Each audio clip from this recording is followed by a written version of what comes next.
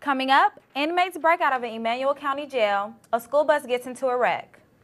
And UPS terminates its support of the Boy Scouts of America. Your news Valdosta starts now.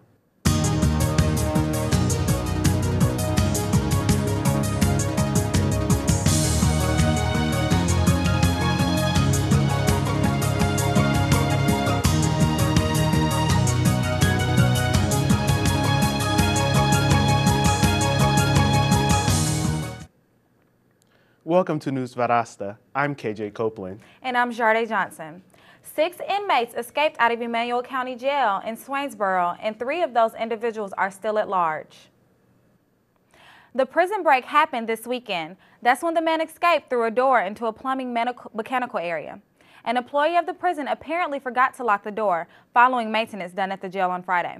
The inmates were able to climb onto the roof from the mechanical area and escape. This is not the first time the county jail has had a prison break. One of the escapees taken into custody had attempted to flee in 2002, according to the Georgia Department of Corrections. A school bus wreck in Newton County early Monday morning has left 6 people injured. A parent who had just dropped her child off at school pulled in front of a school bus carrying high school students. The collision ejected from her vehicle, leaving her in critical condition. The parent's vehicle struck another car, injuring 2 more people, while 3 students on the bus sustained minor injuries. Atlanta-based United Parcel Service says it will no longer financially support the Boy Scouts of America as long as the group continues to discriminate against homosexuals. The UPS Foundation made the decision last Thursday after an online petition circulated around the web protesting its annual grant to the Boy Scouts. The petition attracted over 80,000 signatures. Computer chip maker Intel has also withdrawn support from the Boy Scouts. In 2011, the UPS Foundation reportedly gave more than $85,000 to the Boy Scouts. According to UPS spokeswoman Kristen Petrella, groups that apply for the foundation grants would have to adhere to the same standards UPS does by not discriminating against anyone based on race, religion, disability, or sexual orientation. Valdosta police are searching for a man who stole cash from several restaurants inside the Valdosta Mall last week. Investigators are unsure if the thief broke into the mall or hid until it closed last Thursday because there are no signs of forced entry. Mall employees reported that all of their cash was gone from the registers the next morning. The burglar stole from Subway, Dairy Queen, and American Deli. An investigation is still underway. If you have any information pertaining to this burglary, please contact the Valdosta Police Department. Valdosta State University students and faculty gathered yesterday to commemorate the loss of American soldiers in recent wars. News Valdosta's Robin Lawrence has more. For the second straight year, Valdosta State University, with support of the National Roll Call Project, honored fallen American servicemen and women by holding its roll call on the steps of the Student Union. Before the readings began, Valdosta State President William McKinney spoke about the significance of this event. We are justifiably proud of our long and wonderful relationship with our men and women who willingly put themselves in harm's way so that we can enjoy those very freedoms of which President Roosevelt so eloquently spoke and that we enjoy today. Our long and wonderful relationship with Moody Air Force Base, with Kings Bay Naval Submarine Base, and I'm proud to say our recently nationally awarded adult and military programs. During the roll call, right in front of the podium was a fallen soldier battle cross. Made up of a helmet, dog tags, and boots, this cross is a symbol for those who have fallen in battle. With over 6,600 lives lost in Iraq and Afghanistan, the readings of the names lasted several hours, and to show its support, Moody Air Force Base volunteered several of its airmen to the readings. In attendance was retired Air Force Master Sergeant and President of VSU Vets, Mark A. Smith. I caught up with Mr. Smith and asked him what impact this roll call has on our community. I think that the Valdosta community has a huge veteran population, and it's always good for us to remember those who have paid the ultimate sacrifice by giving their lives for their country. The National Remembrance Day Roll Call is a vocal means for our veterans to come together with faculty, staff, and other students to show support for those who made the ultimate sacrifice. With News Valdosta, I'm Robin Lawrence. Many groups throughout Valdosta hosted ceremonies commemorating veterans yesterday. Memorial services were also held at Lowndes High School, the American Legion, and Moody Air Force Base.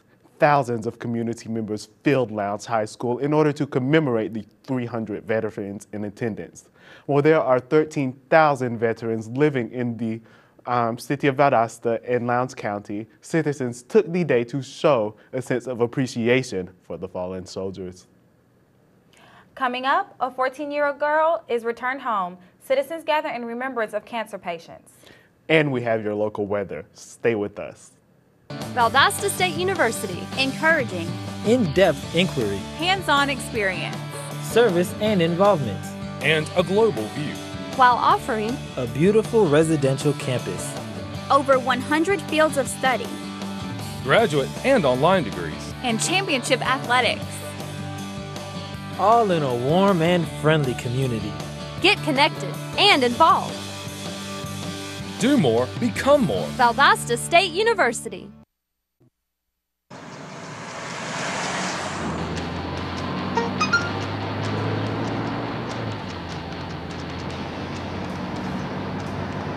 The average text takes your eyes off the road for nearly 5 seconds.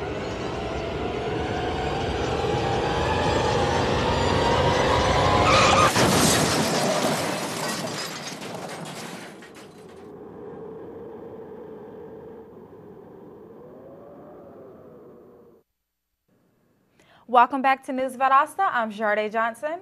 And I'm KJ Copeland. Daugherty County Police have taken into custody a wanted man in Albany. 27-year-old Michael Brown had been charged with contempt of court and was driving with a warrant for his arrest.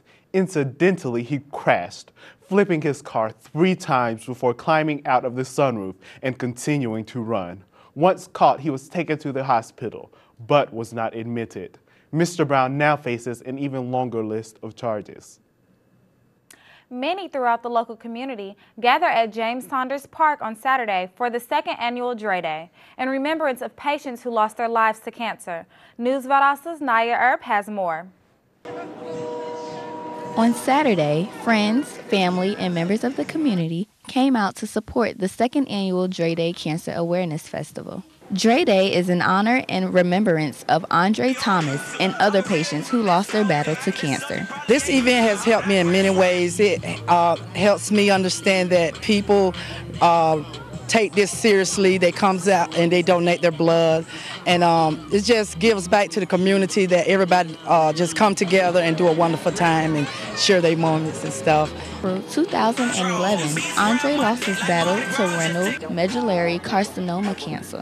The 2nd annual Drae Day event had a blood drive and the Red Cross Blood Mobile, free food, face painting, bounce houses, basketball tournaments, raffles, and free entertainment. The 2nd annual event is great about insatiable entertainment, big in the streets, beautiful creations, and a slew of other event promoters, and it's just a wonderful thing. Last year, Drae Day had around 250 attendees and raised $996 that was donated to the Partnership Cancer Fund of Lowndes County, which provides assistance to cancer patients within the county. We're just trying to raise the awareness so people will understand and know, go get screened, stay healthy, eat healthy, go to the doctor when you're supposed to, because you never know, just as Andre didn't know. Many citizens have come out today for the 2nd annual Drae Day Cancer Awareness Festival. They have taken part in a blood drive as well as other fun-filled activities. With News Valdosta, I'm Naya Earp. A 14-year-old Norcross girl has been returned home safely after a 3-day statewide search. The girl was reported missing after being seen with a 24-year-old Latino man. Police say the girl had left willingly with the man after telling him she was 19 instead of 14. The man, 24-year-old Raimundo Aranda Para, has been charged with statutory rape and interference with custody. The girl, whose name is being withheld, contacted her father after seeing media coverage of the search for her. Police contacted her and arranged a meeting at a hotel outside of Atlanta where she and Aranda Para were staying. Both were taken into custody before the girl was released to her family. Aranda Para is in custody under a $5,700 bond. Taking a look at your local weather, today will be partly cloudy with highs in the lower 70s and a 20% chance of rain. Tonight will be mostly cloudy with a low in the 50s. Coming up, gas prices are going down. Construction begins on the West Hill overpass. And we have an update on the Valdosta State football team. Stay with us. I got my MBA online at VSU. As a working mom who travels on business, I needed an MBA program that fit my schedule and allowed me to balance both my work and home life. VSU's Web MBA was perfect. I was able to spend time with my family in the evenings and then complete my assignments. My MBA is one of my greatest accomplishments. It was hard work, but I would do it again in a heartbeat. Don't wait. Start your MBA today. Welcome back to News Valdosta. I'm KJ Copeland. And I'm Drae Johnson. Collections for this year's annual Mayor's Christmas Motorcade is now underway. The yearly event is a statewide donation drive that goes to benefit Georgia's 7 mental health hospitals. This year, all donations from Valdosta will go to support Southwestern State Hospital in Thomasville. On December 13th, the mayor and members of the Valdosta Fire Department will personally deliver whatever is raised. Contact the Valdosta Fire Department to find out how to get involved. Many Georgia residents will soon be topping off their tanks for the long weekend travel with the upcoming holiday of Thanksgiving. If projections are not to be believed, the cost of tank gas might soon be the lowest it has been in several months. This past week, gas prices in Georgia have dropped 7 cents a gallon. That price tag may fall even lower before the Thanksgiving rush. The fall in gas prices is at odds with the rising cost of oil in the recent weeks, which has gone up by $1.21 a barrel. Even so, various projections have gas prices dropping in the coming weeks, possibly even hitting below $3 by Thanksgiving weekend. Valdosta State will hold a career day tomorrow from 10 in the morning until 2 in the afternoon. Students are welcome to participate and meet potential employers for current internships or even jobs after graduation. The event will be held at University Center building in the Magnolia Room.